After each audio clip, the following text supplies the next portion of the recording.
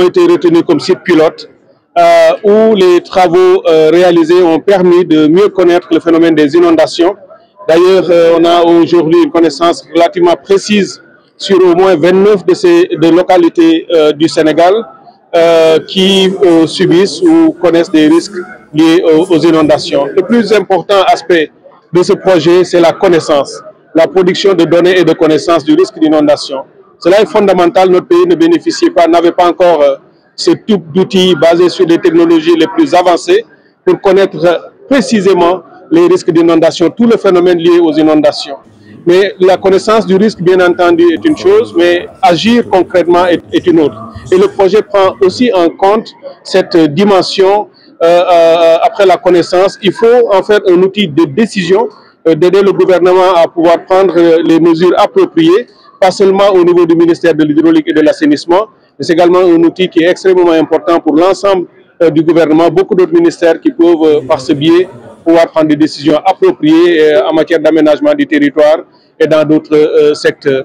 Sur les sites dont j'ai parlé, et un espace qui couvre plus de 10 000 km², nous avons pu aujourd'hui avoir une connaissance fine et intensive de ce qu'il faut faire pour atténuer, anticiper, prendre des mesures et faire en sorte que les inondations soient considérablement réduites. Je crois que c'est ça l'un des aspects importants de ce projet. Il y a aussi un volet communication extrêmement important dans ce projet.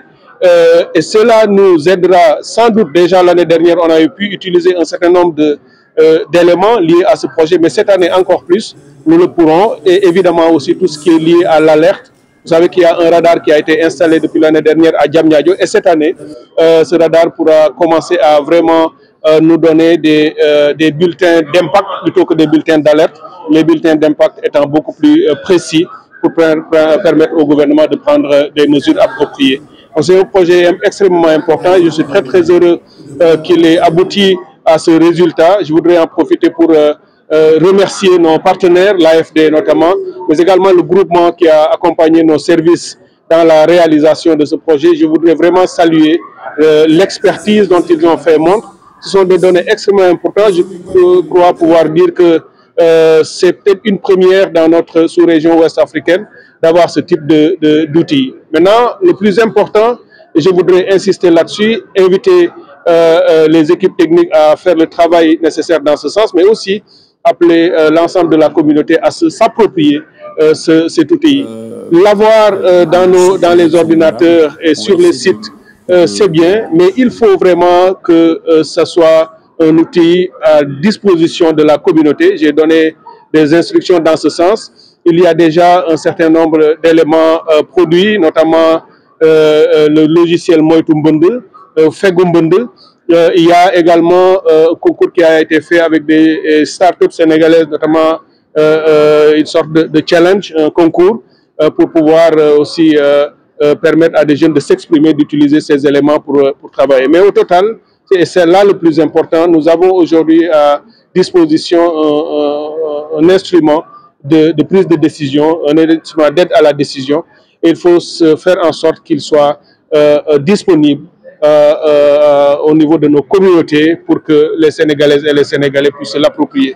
Nous pouvons aujourd'hui, avant de lotir un terrain, avant d'aménager un site, avant d'acheter une maison, avoir toutes les informations nécessaires pour pouvoir éviter d'aller s'installer sur les sites non édificants.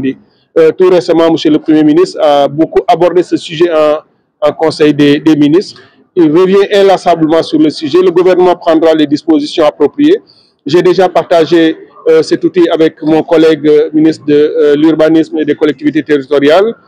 D'autres ministères aussi seront intéressés. Et je l'ai dit même en matière de prévision sur la protection civile en temps d'hivernage pour éviter que, disons, la foudre ou bien les inondations ne créent des dommages irréparables à la communauté. Le ministère de l'Intérieur, le ministère de la Santé, le ministère de la Solidarité nationale, tous ces départements ministériels pourront utiliser cet outil important. Donc je voudrais finir pour remercier, féliciter les équipes, remercier nos partenaires et dire que c'est ça l'approche que nous préconisons. Nous allons continuer à travailler dans ce sens, de renforcer la production de connaissances sur ces phénomènes qu'il faut savoir maîtriser et produire des données qui permettront de prendre des décisions convenables, des décisions pertinentes et qui auront un impact sur la vie de nos concitoyens. Monsieur le ministre, s'il vous plaît.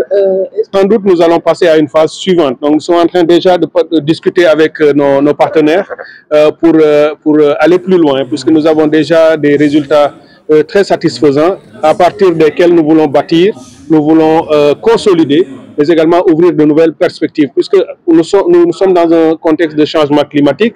Le phénomène se complexifie. Les projets que nous avons réalisés et les résultats obtenus nous permettront d'avoir un levier pour mieux comprendre le phénomène et prendre des mesures encore plus pertinentes et plus fines pour nos communautés. Bien entendu, vous l'avez dit, tout ce que nous sommes en train de faire, le seul destinataire, c'est le citoyen. Nous sommes en train de tout faire pour assez relativement tôt. Nous avons pris déjà les dispositions à l'échelle des moyens disponibles de tout ce qu'il fallait faire et cet outil est un outil supplémentaire d'aide. Je l'ai dit, j'ai parlé du radar qui est acquis dans le cadre de ce projet et qui est installé à Diamniadio et ce radar permettra d'avoir des bulletins d'impact. Cela veut dire que la prévision des pluies sera plus précise sur les heures d'arrivée, sur les quantités de pluie, sur la vitesse d'écoulement, le temps de submersion des sites, les zones qui seront touchées, l'étendue d'ailleurs, même les équipements qui sont prévus dans ces zones seront couverts, la population qui pourrait être concernée par des risques d'inondation, toutes ces données sont disponibles. Aujourd'hui, l'enjeu, pour nous, en tout cas le défi, c'est de pouvoir les utiliser efficacement sur le terrain pour impacter et atténuer ces phénomènes qui causent beaucoup de tort, pas seulement au Sénégal, un peu partout dans le monde quand ça survient. Mais ici, nous nous donnons les moyens d'agir et d'atténuer considérablement ces risques. Je disais tout à l'heure que nous avons 7 sites sur lesquels la phase pilote a été exécutée avec tout le travail de terrain. Nous avons le Grand Dakar, par exemple la région de Dakar, aussi une ville comme Tivaouane et Joal. C'est un premier élément. Nous avons Kaolack et Kaffrine, nous avons Tambacounda, Kédougou, Kolda, Matam, Kanel. Toutes ces zones sont couvertes. Je le disais qu'on est sur plus de 10 000 km² où des cartographies ont été réalisées avec une précision et des images orthophotos qui sont des premières dans notre pays. Tout ça a donné aujourd'hui un outil extrêmement important et nos services vont continuer à y travailler. Et j'ai visité récemment la direction de la prévention et de la gestion des inondations pour faire un peu l'évaluation et l'état des lieux. Nous avons vu un équipement de dernière génération extrêmement sophistiqué. Maintenant, cette technologie est importante, mais il faut qu'elle soit, disons, au ras du sol, que la communauté puisse se l'approprier. Et ça, c'est un travail que nous sommes en train de mettre en place avec des plans de prévention du risque d'inondation pour une meilleure maîtrise en collaboration avec les collectivités locales. Dans les jours à venir, nous passerons à une journée nationale de curage communautaire.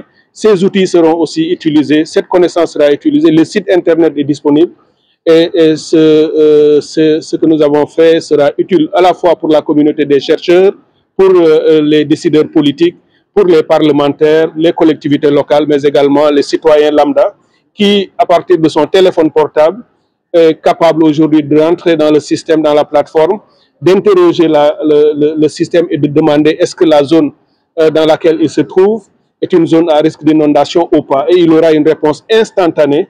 Et nous sommes en train de continuer à travailler, à affiner ce système, à le rendre encore plus performant et plus adapté à nos réalités, peut-être même dans les langues nationales.